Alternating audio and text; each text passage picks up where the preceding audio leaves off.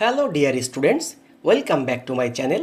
Hope you are all good. Today I am going to discuss about the poem My Own True Family written by Ted Hughes. So কবিতার ভিতরে যাওয়ার আগে আমাদের কবি Ted huge সম্বন্ধে আমরা একটা বেসিক বিষয় জেনে নেব।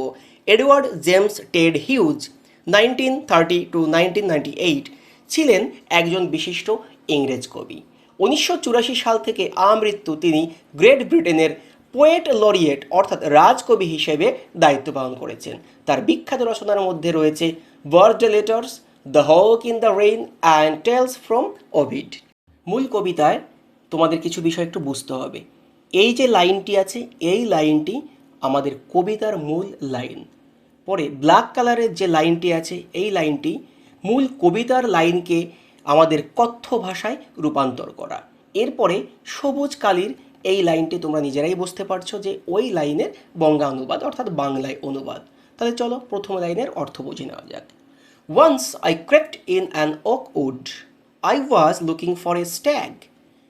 ওয়ান ডে, একদিন, I quietly walked into an oak forest because I was searching for a male deer. একদা আমি একটি ওক গাছের বনে চুপি চুপি একদম ধীরে ধীরে হামাগুড়ি দিয়ে, দেখো এই যে ক্রেপ্ট, এটা হামাগুড়ি দেওয়া, ঢুকে পড়েছিলাম। সেখানে আমি একটি পুরুষ হরিণের খোঁজ করছিলাম। এখানে প্রশ্ন আসে যে কেন কবি একদম ধীরে ধীরে চুপি চুপি গিয়েছিলেন? কারণ যদি তার পায়ের আওয়াজ পায় তাহলে ডিয়ার অর্থাৎ হরিণ সেখান থেকে পালিয়ে যাবে। I met an old woman there, সেখানে আমার একটা বৃদ্ধা মহিলার সঙ্গে দেখা হলো। তাহলে কার সঙ্গে দেখা হয়েছিল? বৃদ্ধা মহিলার সাথে। বৃদ্ধা মহিলাটি কেমন ছিল? দেখো পরের লাইনটি, অল নোবলি স্টিক অ্যান্ড র্যাগ, কীরকম? নড়বড়ে টলমলে লাঠি হাতে আর জীর্ণ ছেঁড়া কাপড় পরা। তার মানে দাঁড়াচ্ছে সেখানে আমার একটা মহিলার সঙ্গে দেখা হলো, যে মহিলাটি ছিল একদম থুত্থুড়ে, জীর্ণ ছেঁড়া কাপড় এবং হাতে লাঠি ঠকঠক করছিল, সেরকমভাবে দাঁড়িয়েছিলেন। শি সেইড, তিনি বললেন, I have your secret here inside my little bag. তিনি বললেন যে তোমার গোপন রহস্য আমার এই কিসের মধ্যে আছে? ছোট্ট ব্যাগের মধ্যে লুকিয়ে আছে। Then she began to cackle and I began to quake. তখন তিনি কি করলেন? তখন তিনি খক খক করে হাসতে লাগলেন। এই দেখো ক্যাকেল যে শব্দটি আছে, এই শব্দটি মানে হচ্ছে কর্কশ গলায় খক খক করে হাসা। আর কি হলো? আই বিগেন টু কোয়েক, তখন আমি থরথর করে কাঁপতে শুরু করলাম। কেন? ওই বৃদ্ধা মহিলার হাসির কারণে। এবার এখান থেকে প্রশ্ন আছে যে কেন কবি কাঁপতে শুরু করলেন, কখন এবং কেন? কেন? কারণটা হচ্ছে যখন ওই বৃদ্ধা মহিলা হাসতে শুরু করলেন তখন কবি কাঁপতে শুরু করলেন। আর কেন হাসির কারণেই কাঁপতে শুরু করলেন? একই উত্তর। She opened up her little bag, তিনি তখন কি করলেন? তার ছোট্ট ব্যাগটি খুললেন। And I came twice awake, কী করলাম? আমি দ্বিতীয়বারের জন্য আমি জেগে উঠলাম। দেখো এখানে একটু অন্যরকমভাবে সাহিত্য অ্যাপ্লাই করা হয়েছে। কীরকম? দেখো কেউ দুবার কিন্তু জেগে উঠতে পারে না। এখানে বলছে যে আত্মিকভাবে জেগে উঠেছেন, অর্থাৎ কবি নিজের থেকে মনের ভিতর থেকে সম্পূর্ণ বিষয়টা বুঝতে পেরেছেন যে কি হচ্ছে, কি ঘটছে। Next, surrounded by a staring tribe and me tied to a stake. যখন তিনি জেগে উঠলেন তখন তিনি কি দেখতে পেলেন? তখন দেখতে পেলেন যে অপলক দৃষ্টিতে তাকিয়ে থাকা এক আদিবাসী সম্প্রদায়। বলো তো কারা এখানে? এখানে ওক গাছেদের কথা বলা হচ্ছে। আমাকে অর্থাৎ কবিকে ঘিরে রয়েছে এবং আমাকে একটি খুঁটির সাথে বেঁধে রাখা হয়েছে। তাহলে ব্যাপারটা কি হলো এখানটায়? কবি হঠাৎ করে জেগে উঠলেন, জেগে উঠেই দেখলেন যে তাকে একটা খুঁটির সাথে বেঁধে রয়েছে এবং চারিদিকে তার আদিবাসী সম্প্রদায় ওক গাছেরা তাকে ঘিরে রয়েছে। দে সেইড, তারা বলল, we are the oak trees and your own true family. তারা বলল যে আমরা হই ওক গাছেরা এবং তোমার সত্যিকারের নিজের পরিবার। উই আর চপড ডাউন, আমাদেরকে কেটে ফেলা হয়। উই আর টর্ন আপ, আমাদেরকে ছিঁড়ে ফেলা হয়।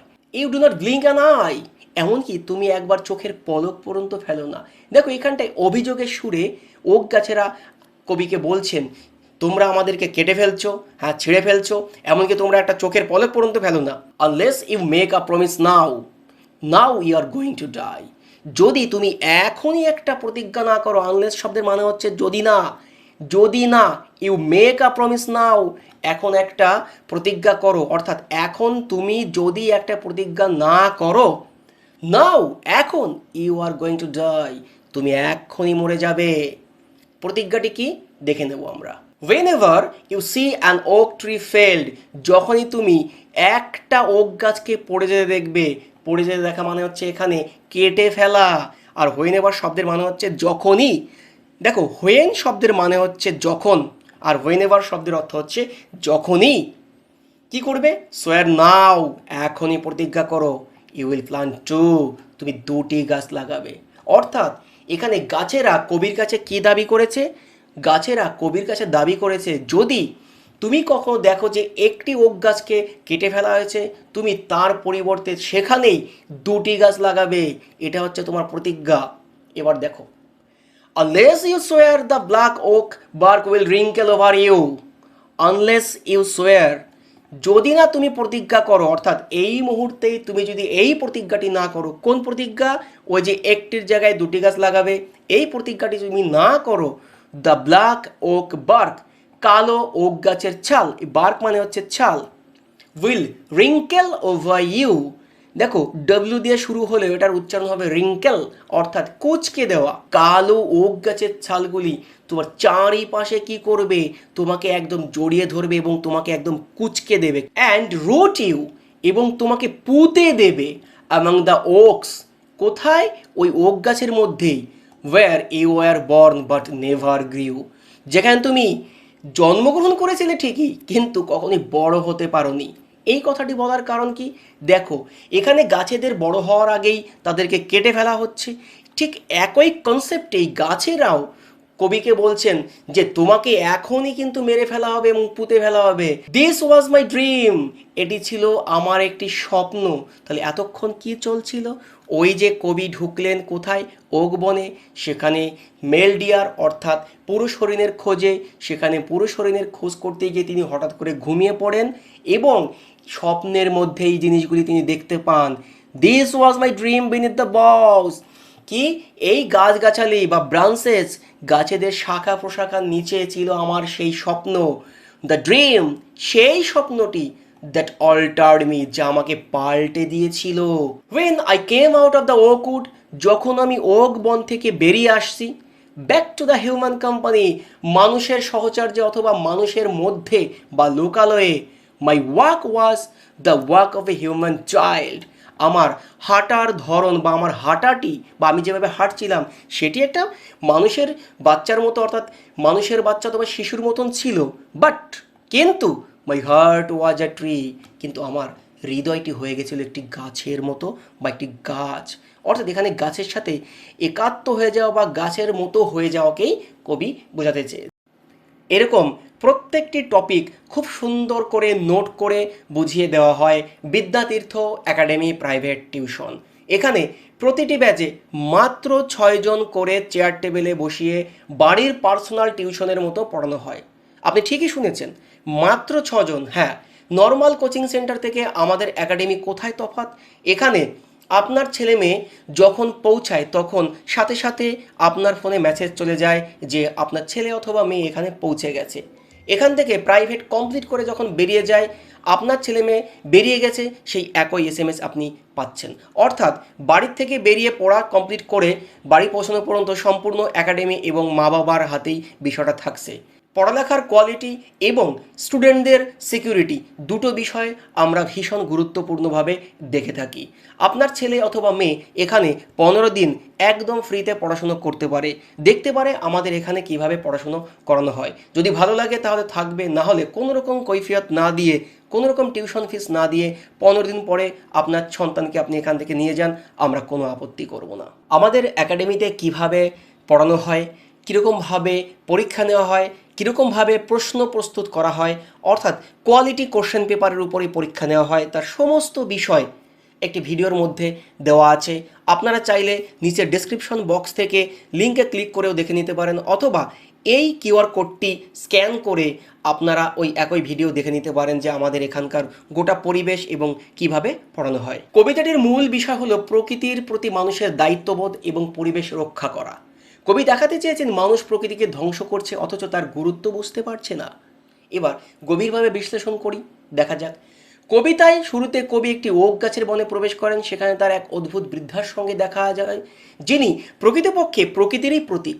এখানে এই যে বৃদ্ধা মহিলা, এই বৃদ্ধা মহিলা কিন্তু আদৌ প্রকৃতির একটা প্রতীকী অর্থাৎ সিম্বলিক বিষয় হয়ে দাঁড়িয়েছে। কেন?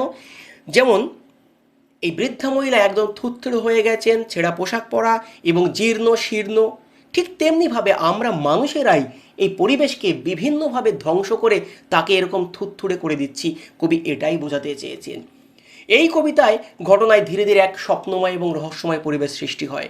বৃদ্ধার ব্যাগ খোলার সঙ্গে সঙ্গে কবি নিজেকে এক ভয়ঙ্কর পরিস্থিতিতে আবিষ্কার করেন। তিনি একটি খুঁটির সঙ্গে বাধা দেখতে পান নিজেকে, আর চারিপাশে দেখতে পান ওক গাছেরা যেন মানুষের রূপ নিয়ে দাঁড়িয়ে আছে এবং তাকে ঘিরে রয়েছে। এখানে গাছগুলো মানুষের মতো কথা বলে, কারণ তারা মানুষের মতোই অনুভব করতে পারে। এই ধারণাটাই কবি তুলে ধরেছেন। গাছের অভিযোগ করেন যে মানুষ তাদের নির্বিচারে কেটে ফেলছে, ধ্বংস করছে, অথচ এতে মানুষের কোনো অনুশোচন নেই। এই অংশে কবি স্পষ্টভাবে পরিবেশ ধ্বংসের বিরুদ্ধে প্রতিবাদ করেছেন। হবে এই বার্তার মাধ্যমে কবি পরিবেশ সংরক্ষণ এবং পুনরুদ্ধারের প্রয়োজনীয়তা তুলে ধরেছেন। না হলে কবিকে এই গাছের মতো শিকড় গেড়ে দাঁড়াতে হবে।